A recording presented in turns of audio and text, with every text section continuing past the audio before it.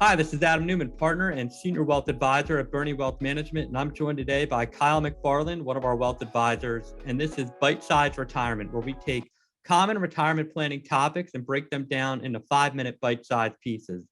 Please note this is not investment or tax advice, but hopefully helps to remove some of the mystery and complexity around certain important retirement planning considerations.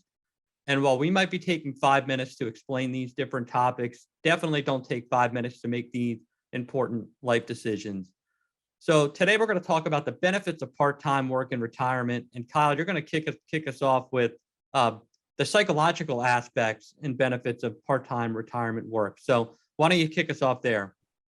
Yeah, good way to start. And the psychological impact is something that can't be quantified in a financial plan. It's not going to show up on a net worth statement or your balance sheet, but it becomes a huge part of our conversations with clients, because if you have a long career and a lot of financial success that's allowed for you to retire, oftentimes that career is giving you a lot of purpose, and it gives you a community, and it gives you a sense of worth. And stepping back from that ultimately can be difficult for many people. This spans across all sorts of demographics and careers, and so it's really important to acknowledge that in your own self. And if it does make sense to have some type of part-time work, whether it be consulting, if you're in a career field that's in demand, or even just working at Home Depot. We always joke that everyone that works at Home Depot is actually a millionaire. It's just a bunch of older guys that really enjoy talking through tools with people. So the psychological impact's important. It needs to be quantified and understood. But of course, there's a financial impact that's important as well. So Adam, why don't you walk through the importance of the financial aspect of all this? Yeah, absolutely. And the easy one is, when you work part-time or are willing to work part-time in retirement, you've got more money coming in to support your financial plan and help offset some of the, other distributions you might need to take from areas like, IRAs and other retirement plans. So it helps buy you more time for your assets to continue to remain invested and uninterrupted.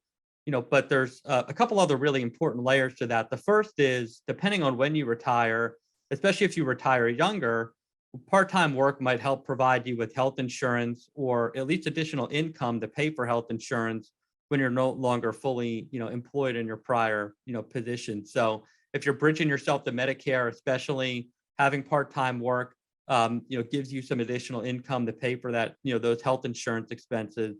And also it helps you delay Social Security.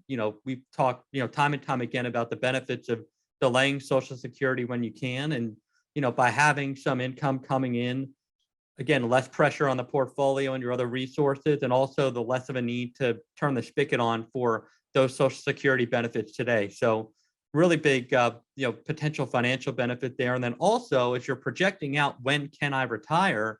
If you plan for and are willing to work part-time, it actually might help you move up your retirement date even sooner. So if your plan was to wake up one day at 65 and no longer be employed and live to, 30 years in retirement, that requires a certain amount of capital and resources to do that, especially if you don't plan on working ever again.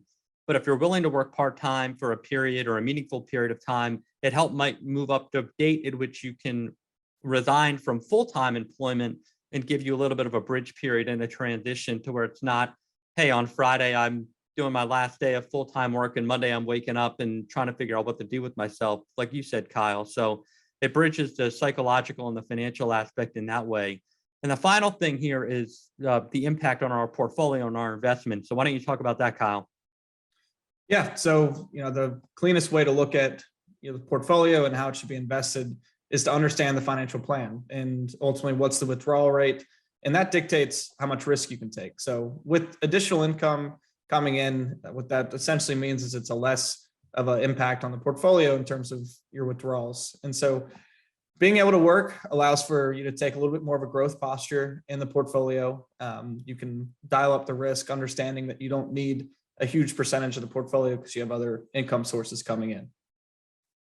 Yep, great point. There's a lot of inputs into the decision around how risky should my portfolio look, but definitely needing to take less out might give you the opportunity to, take more of a growth posture for the long-term benefits, like leaving a legacy to family or having more in your pocket for things like long-term care expenses. So great point there. And that wraps up our discussion on the benefits of working part-time in retirement. We hope you all enjoyed the conversation. Feel free to check out some of our other videos and subscribe using the link below. Thanks, everyone.